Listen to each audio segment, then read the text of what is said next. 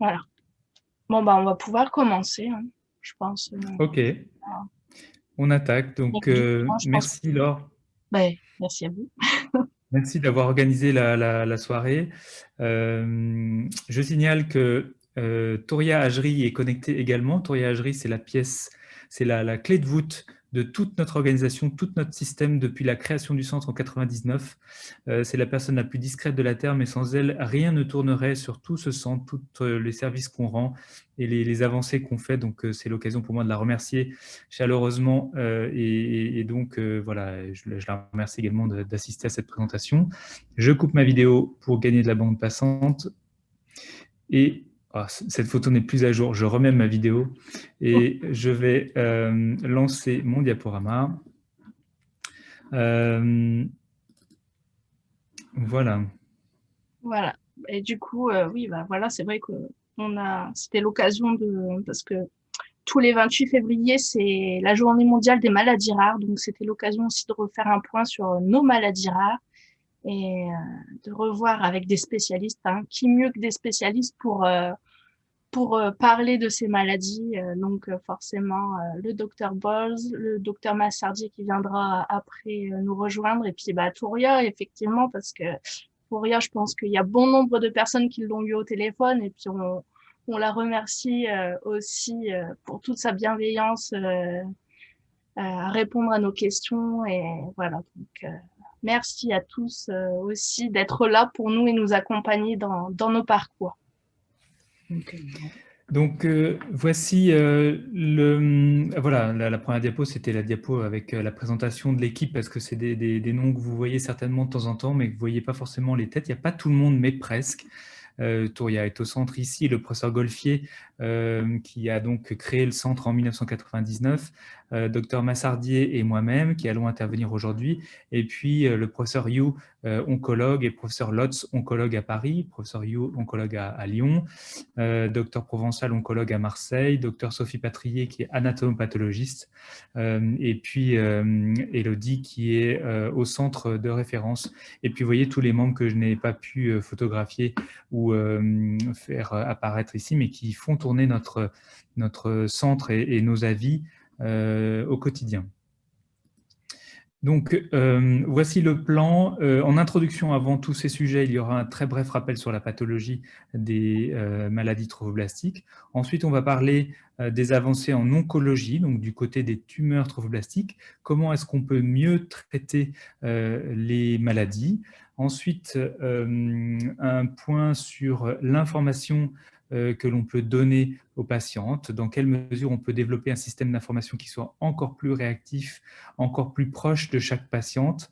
Et enfin, une présentation de la réorganisation du suivi des patientes, la réorganisation de tout notre système et les perspectives qu'on a pour être encore plus réactif, encore plus proche des patientes, encore plus proche des médecins qui déclarent les patientes. Et donc tout ça, toutes ces thématiques, c'est vraiment la présentation de nos projets de recherche. Il y a certaines choses qui sont déjà établies, mais je vais vous présenter aujourd'hui les projets de recherche. Et puis, Dr Massardier vous présentera les avancées récentes sur la génétique, comment on arrive à mieux comprendre les môles récurrentes, notamment les maladies plus complexes sur le plan génétique. Donc, je change de diaporama très rapidement. On va changer de partage d'écran. Tout ça pour dire que les maladies trophoblastiques partage d'écran. Les maladies trophoblastiques se divisent en deux stades. Le stade bénin, précancéreux potentiel, mais qui reste un stade bénin qu'on appelle les môles idatiformes. Il y a deux types de môles.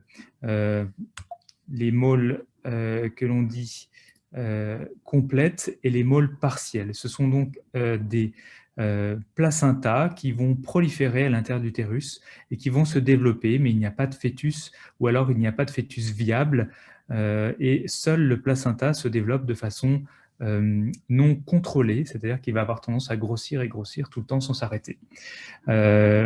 Donc ça, c'est le stade de môle idatiforme. Et puis, il y a un deuxième stade que l'on appelle le stade de tumeur trophoblastique. C'est un réellement une pathologie tumorale cancéreuse qu'on appelle donc, il y en a plusieurs types, il y a les choriocarcinomes, les moles invasives, les tumeurs du site d'implantation placentaire et les tumeurs trophoblastiques épithélioïdes. Ces différents types, ces différents sous-types de tumeurs ont toutes une même origine, elles proviennent d'une grossesse. Que ce soit une grossesse normale, c'est-à-dire un accouchement à terme ou prématuré, enfin une grossesse qui n'est pas une molydatiforme, ça peut arriver. C'est très très rare, c'est environ une grossesse pour 60 000, donc c'est vraiment très très rare.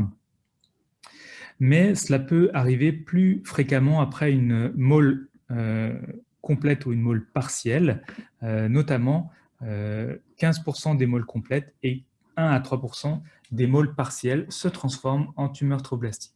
Donc, lorsqu'on en est à ce stade de tumeur trophoblastique, eh bien, le traitement, ça va être un traitement qui va dépendre de l'extension de cette tumeur. Soit elle est limitée à l'utérus et on va pouvoir traiter avec une chirurgie pour schématiser, soit il y a des métastases et généralement on va être obligé d'utiliser de la chimiothérapie. Il y a différents types de chimiothérapie.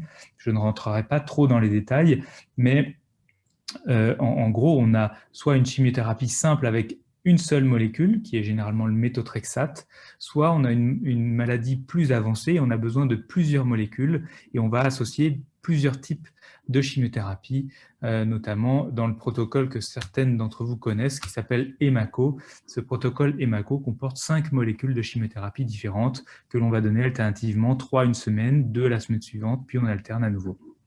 Alors que les moles idatiformes, comme vous le savez, leur traitement repose dans l'évacuation du contenu de l'utérus, c'est-à-dire une aspiration-curetage sous anesthésie. Et une fois que le contenu de l'utérus est évacué, on va surveiller les patientes, notamment avec leur taux d'hormone de grossesse, taux d'HCG, qui est utilisé comme marqueur. Et lorsque ce marqueur biologique va augmenter dans les suites d'une molydatiforme, on va considérer qu'il y a un risque de transformation en tumeur trophoblastique et à ce moment-là, déclencher le bilan d'extension. Voilà, je m'arrête là pour cette thématique, ce rappel sur les maladies trophoblastiques. Le docteur Massardier vient de nous rejoindre. C'est parfait. Bonjour Jérôme. Bonjour, pardon, j'arrive juste maintenant. Ouais, pas de souci. Parfait. Je partage mon écran, le bon écran. Voilà. Donc, dans le plan de la présentation des axes de recherche, on va commencer par les questions d'oncologie et comment donc mieux traiter les patientes qui sont au stade de tumeur trophoblastique. Quelles sont les pistes pour améliorer la prise en charge thérapeutique? Donc, il y a deux grands points que je voudrais vous présenter. La première chose, c'est lorsqu'il s'agit des patientes qui reçoivent le méthotrexate, c'est-à-dire la monochimiothérapie, lorsqu'on a une tumeur à bas risque, on utilise donc le méthotrexate et l'idée pour nous, c'est de prédire la réponse au traitement. Est-ce que ce traitement va être efficace ou est-ce qu'il ne va pas être efficace? Et si on sait qu'il ne va pas être efficace, on imagine qu'on pourra en donner un autre, d'emblée plus efficace. Alors que si on sait qu'il est efficace, ce médicament est bien toléré et généralement, c'est une très bonne option thérapeutique et donc à ce moment-là, on va l'utiliser. Donc, il nous faut utiliser des outils pour prédire son efficacité. Certains de ces outils existent et voici ce que l'on souhaiterait utiliser dans l'avenir. Ce sont des projets, mais je vais vous les présenter. Et puis le deuxième point, c'est comment être encore plus efficace lorsqu'on a un traitement déjà lourd, tel que une première ligne de traitement par méthotrexate qui ne marche pas et qu'il va falloir choisir un autre traitement, ou alors lorsqu'on a une polychimiothérapie qui ne marche pas et qu'il va falloir trouver une autre solution, eh bien, on va essayer de trouver d'autres traitements, des nouveaux traitements, et c'est ce qu'on appelle notamment les immunothérapies. Je vais vous expliquer brièvement en quoi ça consiste et où on en est pour la recherche. Donc, le premier outil que je voudrais vous présenter pour prédire l'efficacité du méthotrexate, c'est quelque chose qui a été développé très récemment sur la base des travaux du docteur Marion Dreyfus, qui travaille à l'hôpital Lyon-Sud, puis dans le cadre d'un travail qu'elle a réalisé avec le centre. C'est un outil qu'on a appelé MethoPredict et qui se sert de tout un tas de paramètres qui ont été listés ici, tels que l'âge de la patiente au moment de son traitement, quelle est la grossesse qui est à l'origine de la tumeur tromblastique, quel est l'intervalle entre l'arrêt de la grossesse, c'est-à-dire par exemple l'arrêt de la molydatiforme, la date du curetage, et la date du traitement de la tumeur, quel est son taux d'HCG au moment où elle devrait recevoir le méthotrexate, quelle est la plus grande taille de la lésion de la tumeur tromblastique que l'on observe soit au niveau de l'utérus, soit ailleurs s'il y a des métastases, quels sont les sites de ces métastases, est-ce qu'il y en a au niveau des poumons ou ailleurs, et quel est le nombre de ces métastases. Donc MethoPredict, c'est le nom qu'on a donné à une sorte d'outil de prédiction, d'algorithme qui combine tous ces facteurs et qui, en les combinant, donne un risque d'échec ou une probabilité de succès du traitement. Et donc, c'est un outil que l'on veut simple d'utilisation. Je vais vous le montrer tout de suite. Je partage un autre écran. Voilà, là on est sur le site, qui n'est pas encore en ligne mais qui marchera très prochainement et on peut sélectionner ces différents paramètres, l'âge de la patiente, la grossesse à l'origine de la tumeur, ça peut être une mole, un accouchement, un avortement, quel est l'intervalle depuis l'arrêt de la grossesse, on peut sélectionner différentes catégories, quel est le taux d'HCG au moment du début du traitement. Donc, on a un résultat d'HCG sanguin que vous connaissez bien, donc on peut choisir celui-ci. Quel est le diamètre de la plus grosse lésion tumorale? Donc, par exemple, moins de 3 cm. Est-ce qu'il y a des métastases? La situation la plus fréquente, c'est qu'il n'y a pas de métastases, ou alors simplement des métastases pulmonaires.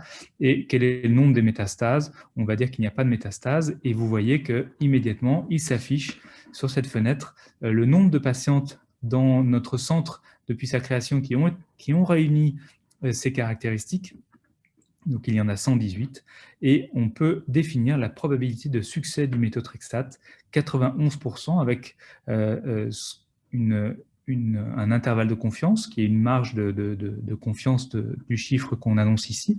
Ça veut dire que 91,5% de ces 118 patientes ont été traitées avec succès par méthotrexate, ce qui est quelque chose de tout à fait satisfaisant. Maintenant, il y a d'autres combinaisons qui sont moins favorables. Et je reviens sur ma présentation. Donc, ça, c'est la page vierge. Lorsqu'on la remplit avec les caractéristiques que je viens de vous montrer, on est à 91,5% d'efficacité du méthotrexate. Et puis, vous voyez qu'il y a d'autres combinaisons.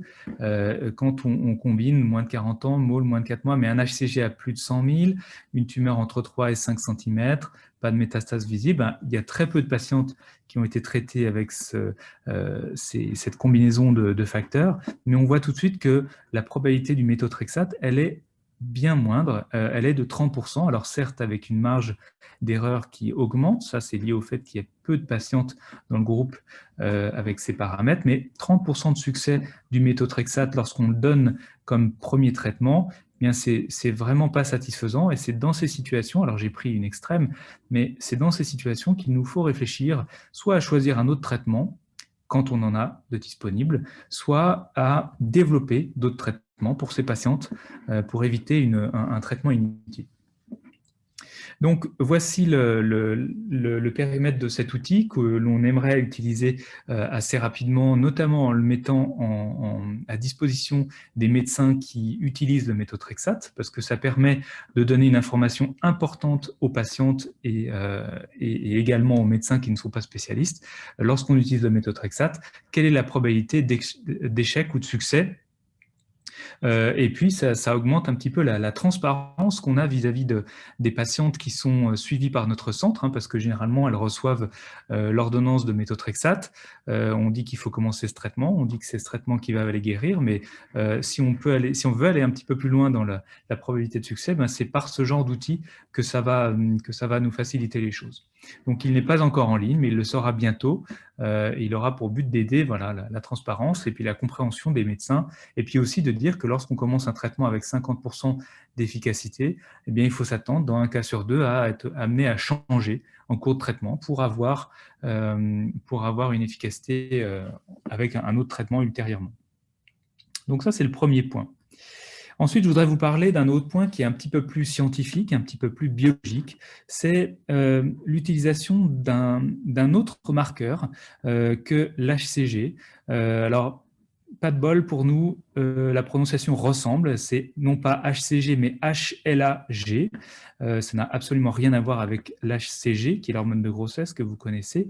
Là, c'est l'HLA-G, c'est une molécule qui normalement sert qui est utilisée par le placenta pour ne pas être reconnu par le système immunitaire de la mère dans une grossesse normale et ainsi permettre au placenta de se développer alors même que le placenta et le fœtus contiennent des éléments qui ne sont pas ceux de la mère et qui devraient normalement déclencher une réaction immunitaire de la mère pour se débarrasser des cellules du placenta et du fœtus. Or, grâce à ce genre de molécule, HLA-G, le placenta est toléré sur le plan immunitaire et il peut donc se développer. Or, on s'est rendu compte dans un travail qu'on a fait au centre il y a maintenant 2 ans, que cette molécule d'HLA-G, elle est également exprimée dans les choriocarcinomes, qui sont l'un des types de tumeurs tromblastiques et probablement le type le plus agressif. Et lorsqu'on regarde les choriocarcinomes qui sont traités par chimiothérapie, notamment par monochimiothérapie, donc le méthotrexate, eh bien, on s'est rendu compte que HLA-G était une molécule qui pouvait nous indiquer si ce choriocarcinome allait résister à la monochimiothérapie ou bien si le choriocarcinome allait être sensible à la monochimiothérapie parce que l'expression d'HLA-G est différente dans les choriocarcinomes selon leur sensibilité à la chimiothérapie. Lorsqu'un choriocarcinome va résister à la chimiothérapie, il exprime assez peu HLA-G. Et comme on le voit, bien sûr, sur cette coupe de tissu de choriocarcinome, le choriocarcinome, c'est cette zone-là qui est en brun très clair ici, eh bien, il y a moins de cellules qui expriment HLA-G. Les cellules qui expriment HLA-G, c'est les cellules qui sont marron très foncées. Il y en a moins lorsque le choriocarcinome va résister à la chimiothérapie que lorsque le choriocarcinome va être sensible à la chimiothérapie, parce que là, toutes les cellules ou presque expriment fortement HLA-G. Donc ça, on fait un marqueur au niveau des tissus, au niveau des prélèvements de la tumeur. Sauf qu'on n'a pas forcément ce prélèvement à disposition. Alors là, j'ai oublié de vous montrer, mais ça, c'est la même information, mais sous forme de graphique. Lorsqu'on prend tous les types de cellules trophoblastiques ici, eh bien, on voit que les choriocarcinomes qui résistent à la chimiothérapie, en noir, monochimio-résistants, expriment moins fortement, quand on utilise ce score, expriment moins fortement HLA-G que les choriocarcinomes ici, illustrés en gris par cette barre. Donc, c'est les choriocarcinomes sensibles à la monochimiothérapie. Donc, c'est moins exprimé en cas de résistance à la monochimiothérapie qu'en cas de sensibilité à la monochimiothérapie. Donc ça en fait un marqueur intéressant sur le plan tissulaire. Reste à savoir maintenant si on peut utiliser ce marqueur au niveau sanguin.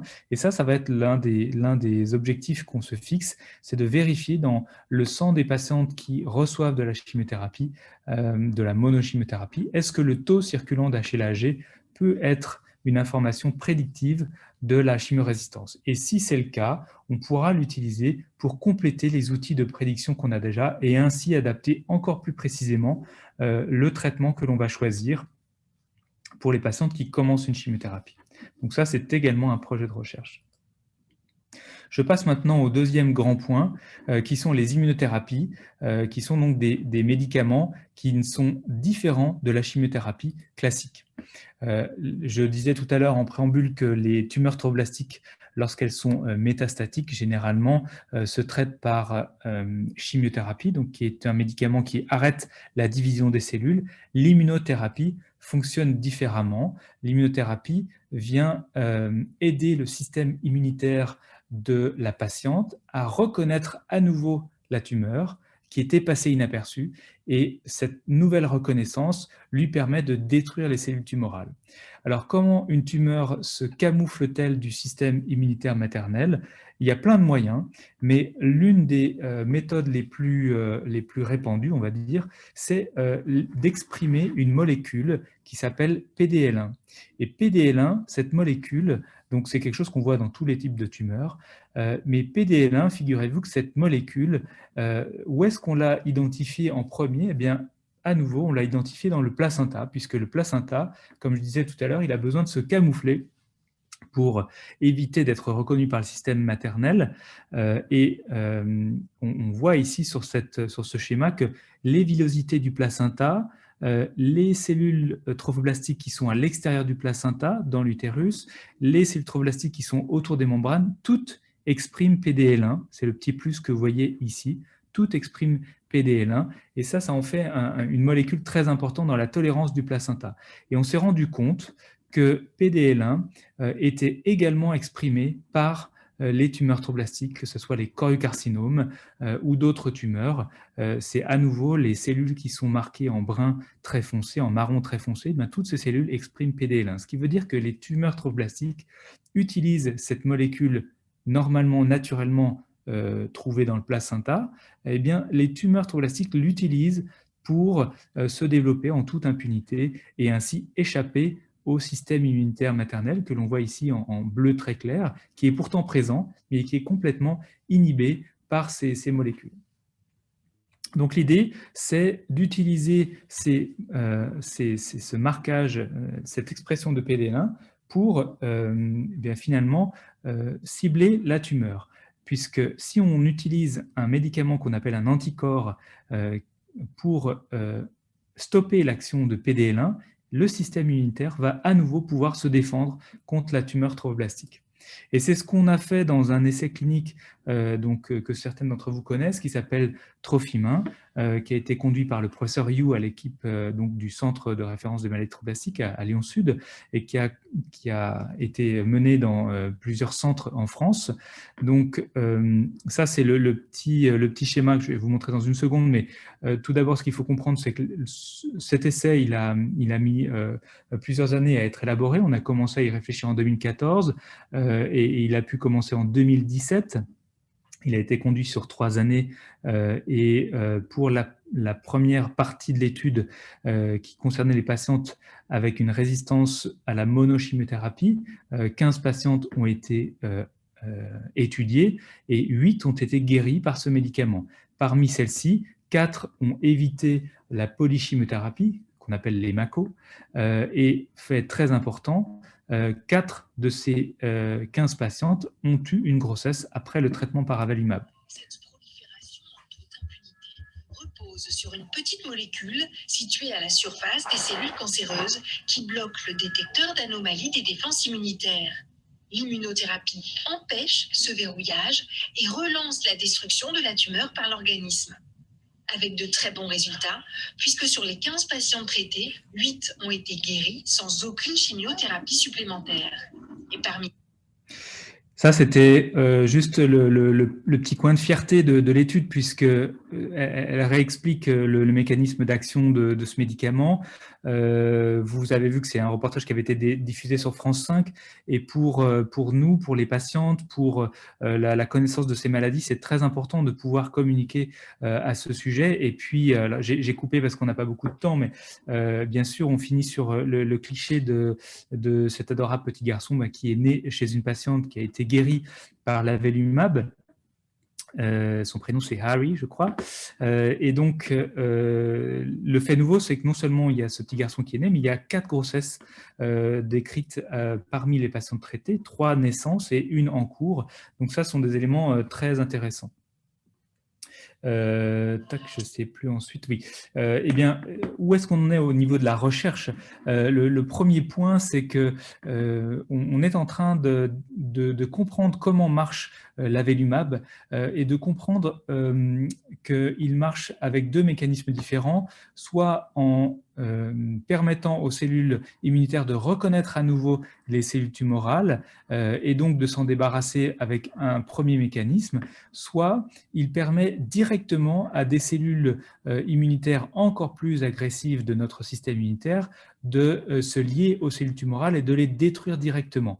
Donc ça, c'est 2 mécanismes de reconnaissance qui sont impliqués dans l'action de ce médicament anti-PDL1 qu'on appelle l'avelumab. Et on est en train de conduire des recherches pour essayer de comprendre comment ce médicament marche, pourquoi il marche chez certaines, pourquoi il ne marche pas chez d'autres, et pourquoi chez celles chez qui il marche, il peut marcher de façon explosive, c'est-à-dire qu'au bout de 2 injections, la patiente est quasiment guérie, et chez d'autres patientes, il faut plusieurs semaines de traitement pour être guérie. Donc ça, c'est un travail qui est conduit actuellement, et on a de bons espoirs en le fait de trouver une réponse. Et puis enfin, je m'aperçois que je n'en ai pas parlé ici, l'étape d'après, c'est qu'il y a un essai qui est actuellement en cours, qui utilise à nouveau l'avelumab, qui va être combiné avec le méthotrexate, c'est-à-dire qu'on va, entre guillemets, taper à 2 endroits différents en même temps, avec l'avelumab d'une part et le méthotrexate, afin d'être encore plus efficace en première ligne. Donc ça, c'est les développements qu'on a pour l'oncologie. Je passe vraiment du coq à l'âne, mais c'était un petit peu le but aussi de vous montrer différentes choses. On est maintenant sur le versant d'information des patientes. C'est un élément qui revient souvent, notamment dans l'enquête qu'on avait faite à l'automne dernier auprès des patientes. Qu'est-ce qu'on doit améliorer? Bien, le niveau d'information des patientes, c'est quelque chose qui est demandé assez régulièrement. Actuellement, il repose sur l'information qui est délivrée par le médecin qui prend en charge la patiente, le gynécologue déclarant, celui qui a diagnostiqué la maladie, c'est-à-dire par quelqu'un qui connaît finalement assez peu la maladie, et on ne peut pas lui en vouloir puisque c'est une maladie qui est peu fréquente. 2, c'est un formulaire d'information, un formulaire écrit que l'on a édité il y a plusieurs années. Et puis 3, les informations qu'on peut trouver sur Internet et qui ne sont pas toujours justes. Il y avait eu pendant un moment des centres de compétences régionaux qui avaient été mis en place, un dans chaque région, mais on s'était aperçu que ces centres régionaux avaient du mal à recevoir les patientes pour de l'information, en dehors de situations très particulières qui étaient le traitement de certaines maladies avancées, et donc ces centres avaient du mal à remplir la fonction d'information au plus près des patients. Donc, l'une des façons d'envisager les choses, c'est sous l'impulsion du collectif de patients, donc l'Association des maladies trophoblastiques, la SMT, c'est d'augmenter la capacité d'informer et de développer notamment ce qu'on appelle les patients partenaires. Alors en l'occurrence, c'est surtout des patientes partenaires, mais pourquoi pas proposer également à des conjoints de participer à cette information. C'est un projet, pas un projet de recherche, mais c'est un projet de mise en place. Les patients partenaires sont des patientes qui ont vécu la maladie, qui sont arrivées à un stade où elle est stabilisée. Alors, dans les maladies trophoblastiques, on a la chance de pouvoir dire que l'on guérit des maladies trophoblastiques dans l'immense majorité des cas. Donc, l'idée, c'est qu'une patiente qui a guéri d'une maladie trophoblastique, que ce soit une mole, une tumeur à bas risque, une tumeur à haut risque, ces patientes-là, si elles le souhaitent, de façon volontaire, elles peuvent se porter donc volontaires pour être formés et devenir patientes partenaires et donc nous aider à porter l'information au plus près de toutes les patientes nouvellement diagnostiquées ou qui auraient besoin d'informations également de leurs proches. Et ça nécessiterait un court temps de formation et puis des mises à niveau régulières et puis se mettre à disposition des patientes qui le souhaiteraient.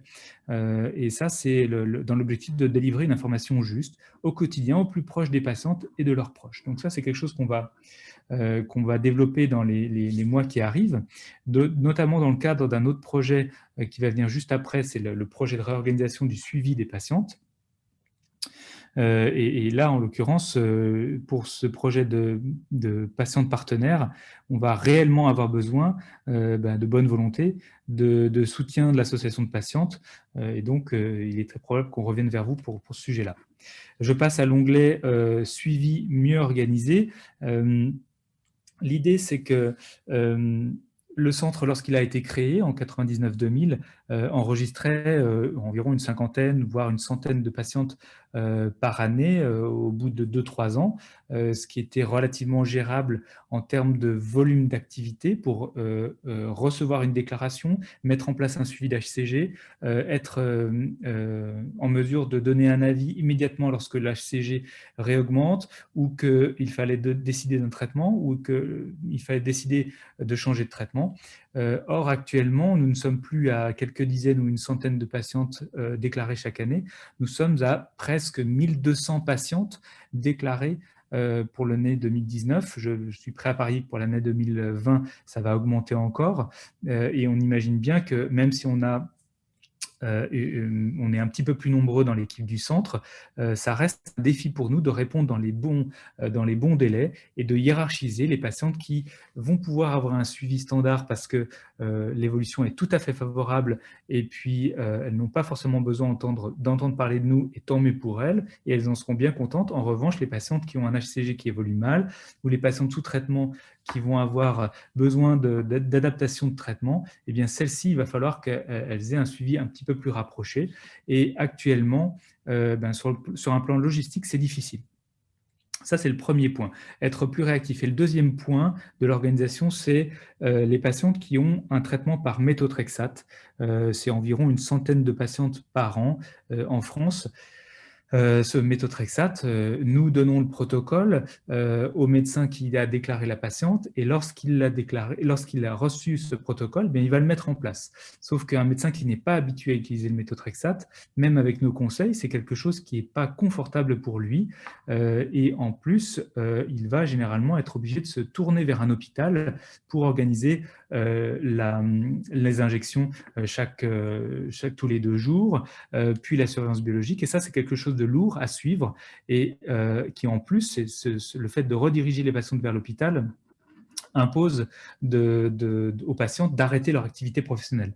Or, on voit que c'est quelque chose qu'on peut améliorer. Donc, on va orienter les patientes vers un traitement à domicile avec une infirmière à domicile et ça, on va le coordonner à distance.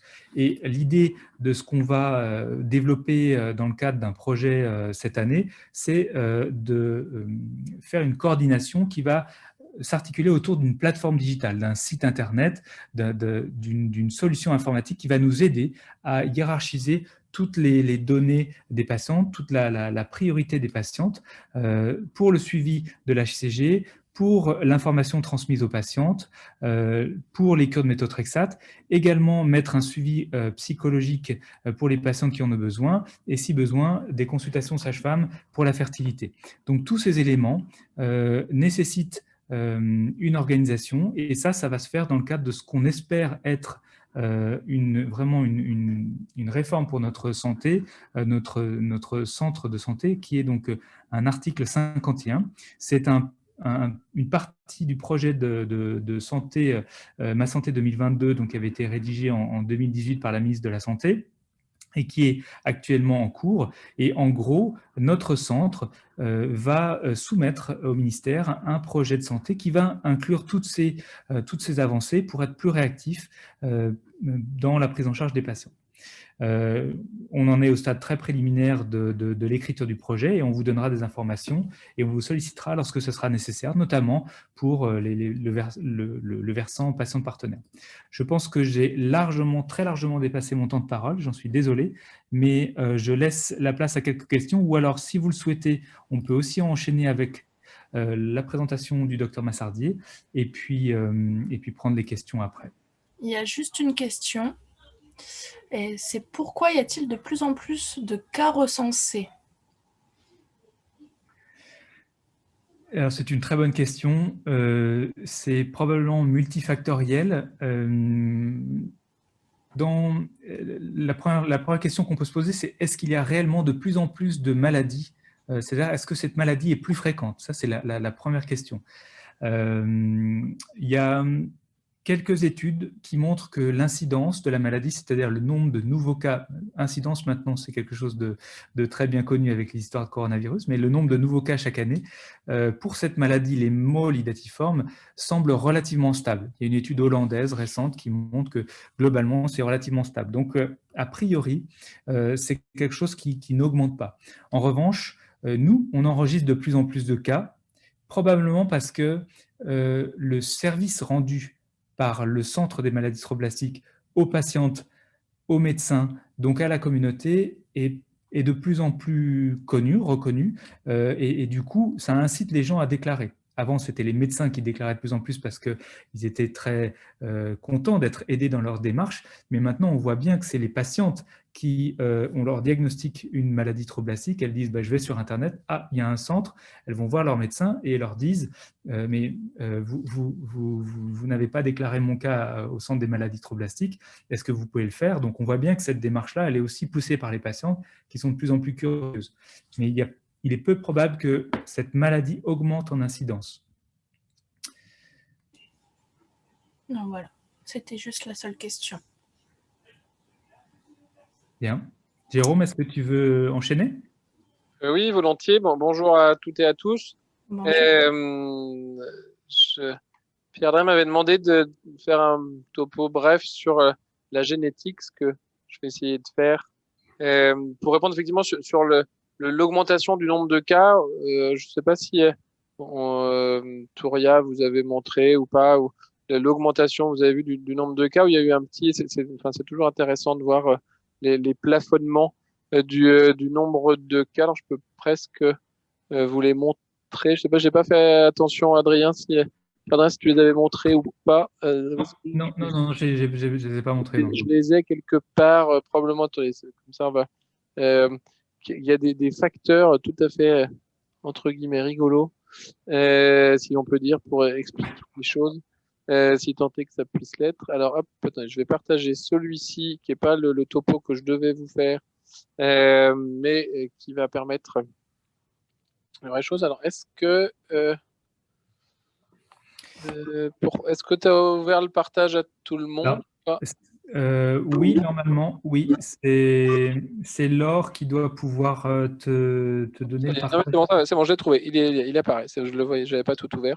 Attendez que je trouve le bon. Hop, voilà. Vous devez voir un écran qui s'affiche, qui n'est pas un cours que j'ai fait hier pour des gynécologues obstétriciens à Lyon, donc sur un DIU. Je passe vite, ça va très très vite. Vous reverrez ces diapositives là après.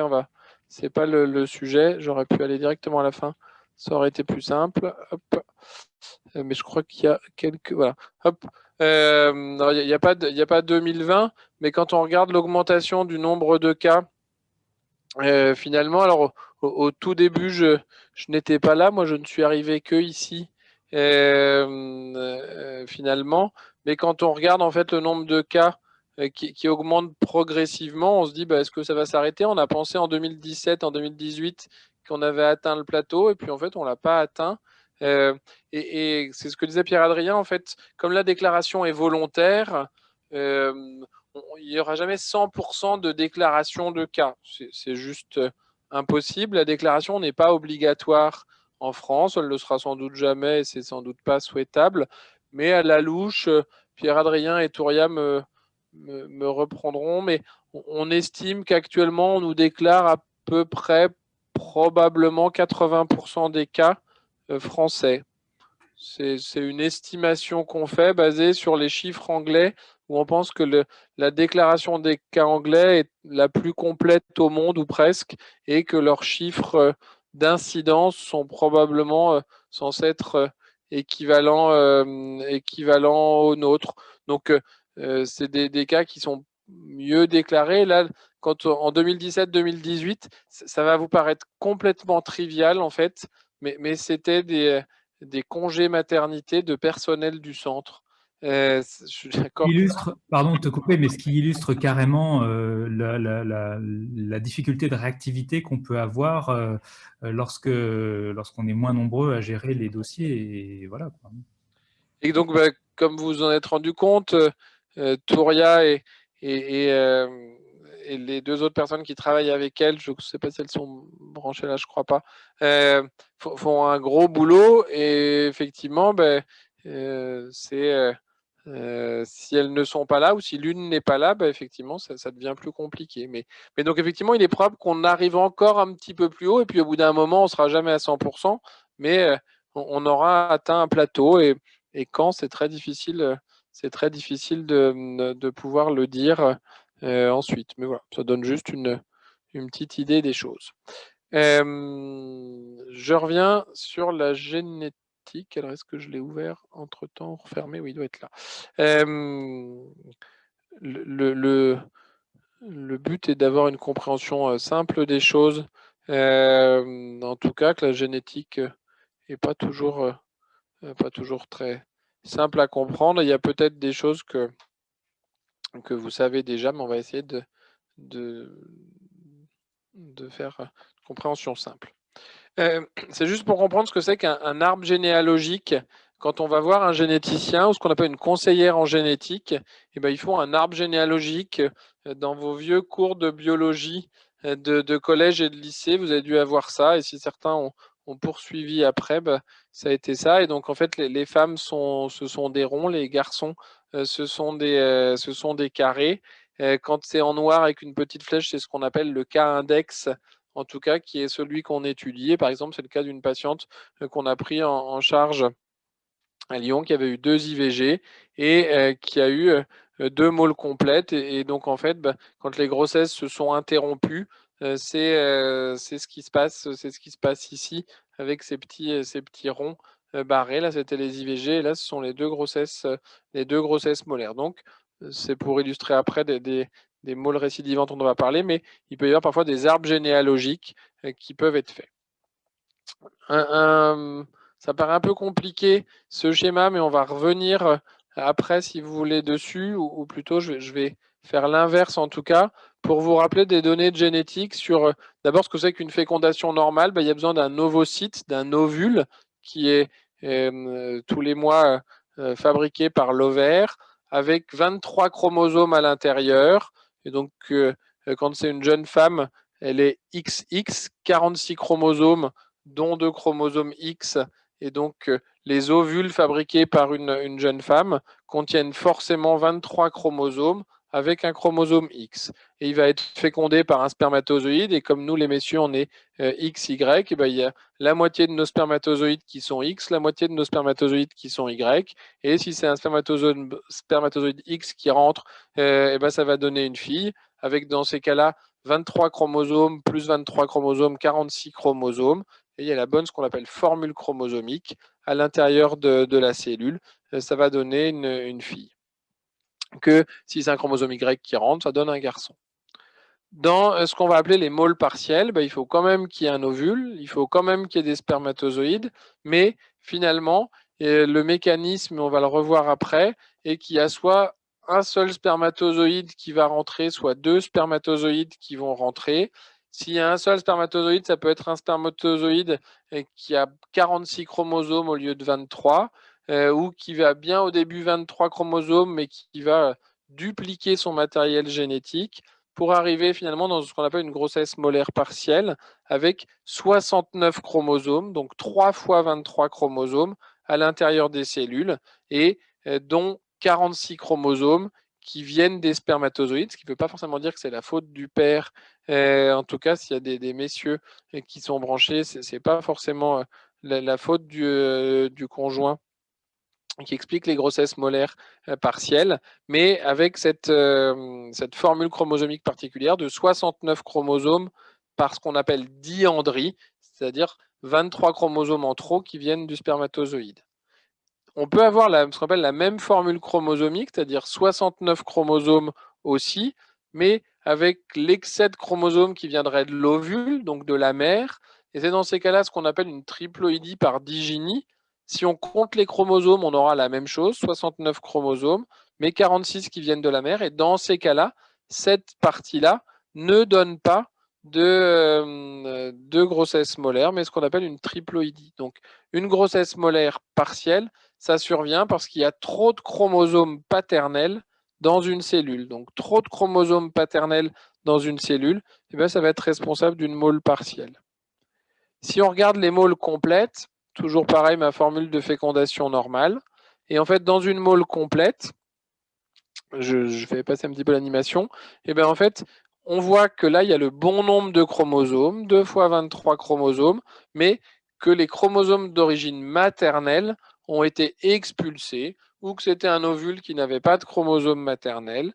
Et on se retrouve avec une formule de chromosomes qui est bien la bonne, 46 chromosomes dans une cellule, comme dans n'importe quelle cellule normale en théorie, mais trop de chromosomes paternels, puisque la totalité viennent des spermatozoïdes.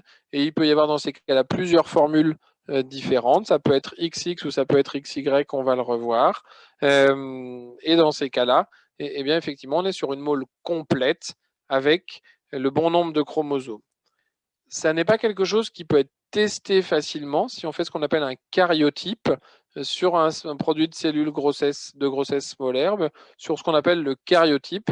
Les personnes qui regardent au microscope ne peuvent pas voir quelle est la formule chromosomique directement, ou en tout cas, si on est sur une grossesse molaire partielle, je vais revenir en arrière, si on est sur une grossesse molaire partielle, de savoir d'où viennent les 23 chromosomes supplémentaires.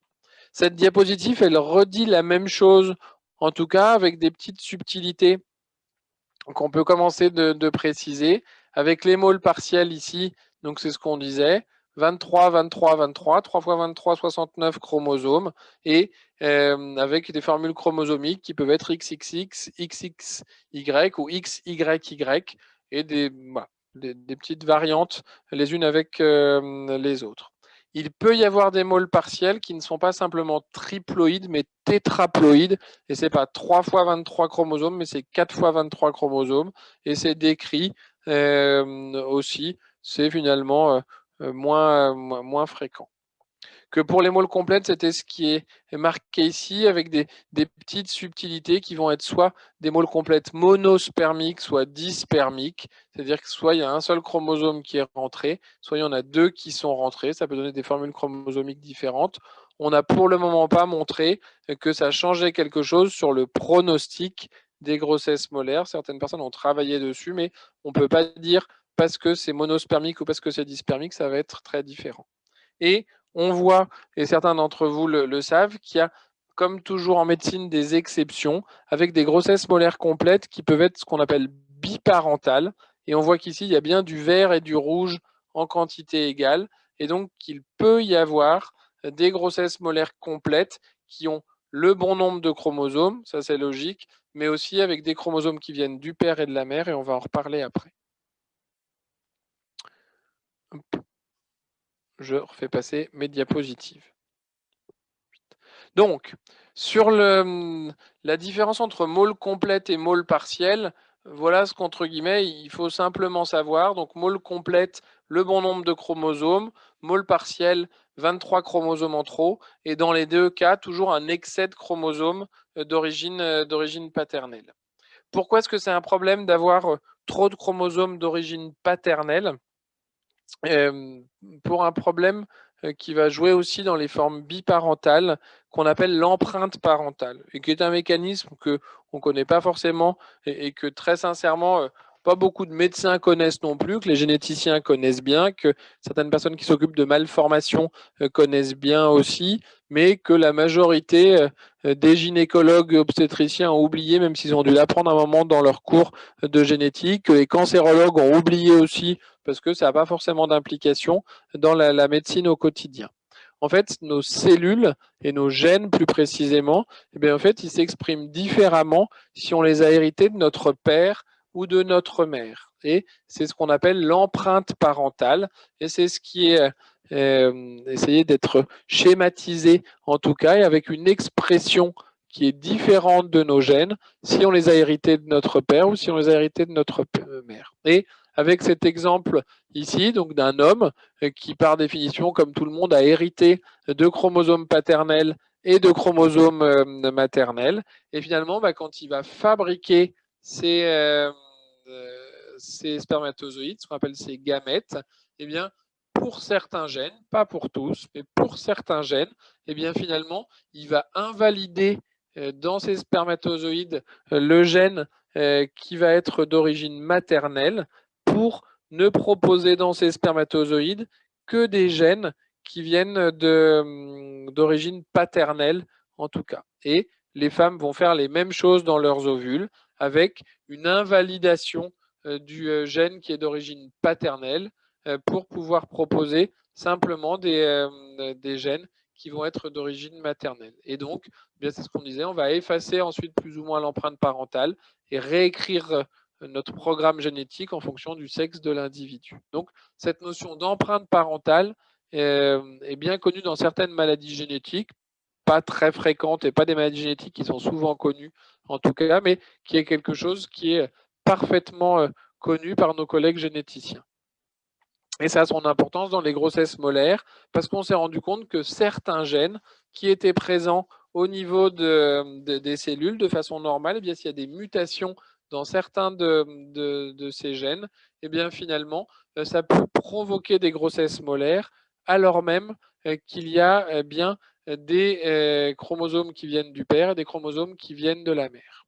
Et c'est une généticienne canadienne, enfin travaillant au Canada, à Montréal, que Pierre-Adrien connaît bien pour avoir fait 1 an de recherche chez elle à Montréal, qui s'appelle Rima Slim, et qui la première a montré qu'il y avait un gène qui s'appelle NLRP7 qui pouvait être muté, et que c'est un gène qui est soumis à empreinte parentale et qui va, s'il est muté, provoquer des grossesses molaires complètes, parfois peut-être aussi partielles, mais surtout des grossesses molaires complètes chez ces patientes. Que le rôle, et Pierre-Adrien en parlerait mieux que moi, est pas parfaitement connu, mais c'est un gène en fait qui va avoir un rôle dans le développement des ovules et dans des embryons de façon importante. Donc, il y a d'autres gènes qui existent, qui vont avoir finalement des rôles probablement équivalents. Le deuxième qui a été retrouvé s'appelle, avec un nom compliqué, KHD-C3L. Et puis on a un troisième qui a été retrouvé, pas d'ici. On va voir qu'il y en a même d'autres en tout cas. Que le rôle de ces gènes n'est pas forcément extrêmement bien connu, avec des mécanismes assez complexes finalement.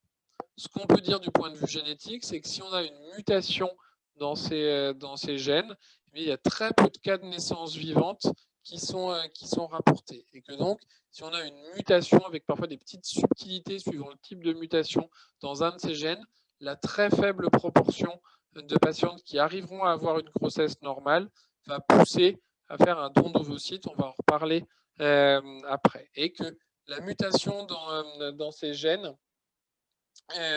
va être extrêmement importante à mettre à être mise en évidence, que pour le moment, on a trouvé de mutations que chez les gènes d'une jeune femme, parce qu'on pourrait se dire finalement, pourquoi est-ce qu'il y a cet excès de chromosomes paternels, est-ce qu'il ne pourrait pas y avoir des choses chez les messieurs en tout cas? Et à l'heure actuelle, on n'a pas vraiment trouvé de situation de messieurs qui soient responsables de grossesses molaires à répétition, et donc pour le moment les seules recherches génétiques s'orientent chez les femmes. Que dans cette étude, toujours, quand on regarde finalement comment les choses se passent pour des patientes qui ont eu plusieurs grossesses molaires, et qu'est-ce qu'on retrouve? On ne retrouve pas des mutations à chaque fois, et donc c'est vrai que ça va être important de faire un certain nombre d'études, mais ce qui est important, c'est qu'on se rend compte que, par exemple, pour les patientes qui ont une mutation de ce gène qui s'appelle NLRP7, on voit que c'est toujours des formes biparentales, et qu'au niveau génétique, nos collègues généticiens, mais aussi nos collègues qu'on appelle anatomopathologistes, peuvent arriver par des techniques qu'on appelle de génotypage moléculaire, à arriver à préciser si les grossesses molaires sont d'origine biparentale. Donc sur les petits schémas que je vous ai montrés au début, de dire en utilisant des techniques particulières, finalement des techniques d'empreinte génétique, comme ce que ferait la police scientifique, ils vont être capables de dire dans cette grossesse molaire. C'est une forme de grossesse molaire où il n'y a que des chromosomes qui viennent de spermatozoïdes, donc ça n'est pas biparental, c'est purement ce qu'on appelle androgénétique, ou à l'inverse, ce sont des formes qui sont avec des chromosomes qui viennent du père, des chromosomes qui viennent de la mère, c'est bien biparental, et ça, c'est très évocateur d'une mutation génétique. Donc ce sont des informations qu'on peut être amené à demander parfois quand il y a des analyses qui sont faites et qui vont pouvoir nous orienter sur des recherches génétiques ensuite. Il y a d'autres gènes qui existent et la génétique progresse de façon très régulière, en tout cas, et avec d'autres situations qui vont arriver ensuite. Donc c'est ce que je vous disais, ce génotypage qui peut être fait sur le tissu de grossesse molaire, il est très important parce que parfois il peut aussi nous permettre de déterminer le type de môle, en disant ce que c'est une môle complète et ce que c'est une môle partielle, parce qu'en faisant du génotypage, nos collègues pathologistes ou généticiens vont pouvoir nous dire il y a 69 chromosomes ou il y a 46 chromosomes, et s'il y a 46 chromosomes, c'est 46 qui viennent tous d'un spermatozoïde ou pas. Et quand c'est 69 chromosomes, c'est 69 chromosomes dont 46 qui viennent des spermatozoïdes ou pas. Que ce sont ces techniques de génotypage qui sont quand même un petit peu longues à faire et coûteuses, ce qui fait que nous, on ne les fait pas de façon systématique. Certains centres, alors pas beaucoup, mais les Américains par exemple, les Suisses, qui ont plus d'argent que nous, ils ne se posent pas la question et ils font du génotypage à toutes les grossesses molaires en disant chaque fois qu'on nous adresse une grossesse molaire, on va faire une technique de génotypage. Ça ne veut pas dire de recherche de mutations génétiques pour savoir si c'est les mutations dont on a parlé avant, mais de faire du génotypage éventuellement. Que si on dit c'est une forme biparentale, c'est vrai qu'il faudra se poser la question peut-être de cette analyse génétique pour faire un conseil qu'on dit reproductif et éventuellement orienter vers un don d'ovocytes. Et ça marche. Certaines d'entre vous le savent. On a d'ailleurs publié ce résultat-là. C'était la première fois qu'il y avait une grossesse obtenue par don d'ovocytes dans cette situation en France. Et c'était la 3e ou 4e de mémoire et qui était publiée dans le monde. C'est nos collègues anglais qui avaient publié la première. Ça reste des situations rares, mais extrêmement efficaces pour permettre à une jeune femme d'obtenir des grossesses. Et ça permet d'améliorer nos connaissances. On s'est rapproché il y a 2 ans maintenant de nos collègues généticiens de Saint-Étienne, parce que jusque-là, ces analyses génétiques, quand on les faisait, pas pour le génotypage, mais pour les recherches des gènes qui provoquent des môles à répétition, au début, on les faisait faire par un laboratoire à Montpellier, parce qu'on avait eu un projet de recherche avec eux, ça remonte à plus d'une dizaine d'années, et puis les choses se sont arrêtées parce que le laboratoire n'était alors plus intéressé par ces recherches ensuite, et puis il y a des problèmes de coût aussi. Donc après, on a travaillé avec le Canada et Rimaslim et Montréal ensuite, mais c'était pas très simple parce qu'il fallait envoyer les prélèvements à Montréal. Donc c'était pas, même si c'était assez simple et pour le coup gratuit, puisque le laboratoire de Rimaslim prenait tout à sa charge, c'était quand même pas très simple d'envoyer des prélèvements au Canada pour faire ces analyses. Et donc Renaud Touraine, qui est le chef du service de génétique à Saint-Étienne, qui s'intéressait déjà à cette question, a commencé de nous dire si vous voulez, moi je peux vous proposer des choses, et depuis 2 ans à peu près, il propose ces recherches génétiques, et c'est vrai que ça simplifie beaucoup les choses. Et on va le revoir, il a dit moi je veux bien vous rechercher un certain nombre de gènes que je en remets ici, en tout cas avec des gènes dont on a parlé, les 6 gènes qui sont avant, en tout cas, ces 6 gènes impliqués. Mais il a dit, il y a peut-être d'autres choses qui seraient intéressantes à rechercher, parce que quand on regarde les problèmes de fécondation qu'il peut y avoir, il y a des tas de trucs qui pourraient peut-être être utiles. Et donc, si vous voulez, par des techniques qu'on appelle de panel de gènes, je peux vous proposer des recherches beaucoup plus étendues que ce qui est fait. Et c'est intéressant. Et en disant, dans ces cas-là, il faut probablement élargir les recherches qui sont faites, pas simplement aux patientes qui auraient un antécédent de 2 grossesses molaires, mais peut-être que si on a eu des fausses couches ou si on a eu une môle et qu'on a la connaissance que sa propre mère a fait une grossesse molaire ou qu'une sœur aura une grossesse molaire, peut-être que ça peut valoir la peine de faire ces recherches génétiques, mais encore faut-il qu'on ait l'information et on n'y pense pas forcément non plus avec des modes de transmission qui pourraient être différents. Donc on le disait avec des tas de gènes qui peuvent être recherchés, mais surtout les 6 principaux qui sont utiles, et peut-être que ça fera progresser aussi la génétique, en tout cas, et que Renaud Touraine a déjà, pour certaines patientes en France, pu retrouver des mutations dans certains gènes. Alors après, c'est toujours compliqué de voir ce qu'on va vouloir faire ensuite, mais probablement que c'est un message à faire passer à des patientes qui contacteraient l'association, de dire attention, on peut faire une grossesse molaire, mais on peut jamais avoir eu d'enfant et avoir eu des fausses couches ou être dans un processus de procréation médicalement assistée, de fécondation in vitro, et ça peut être utile de faire des recherches génétiques. Si on a déjà un enfant, ce qui est très heureux, en tout cas, la probabilité de trouver une mutation devient quand même beaucoup plus faible, parce qu'on l'a dit, le fait d'avoir une mutation, en tout cas dans ces 6 gènes, rend très peu probable le fait d'avoir une grossesse normale. Donc c'est vrai que si on a des enfants en bonne santé et qu'on fait une grossesse molaire, la recherche génétique est sans doute moins utile. Voilà ce que je voulais dire pour balayer de façon simple la génétique. On pourrait y passer une soirée entière, mais il ne me semblait pas que c'était utile d'aller beaucoup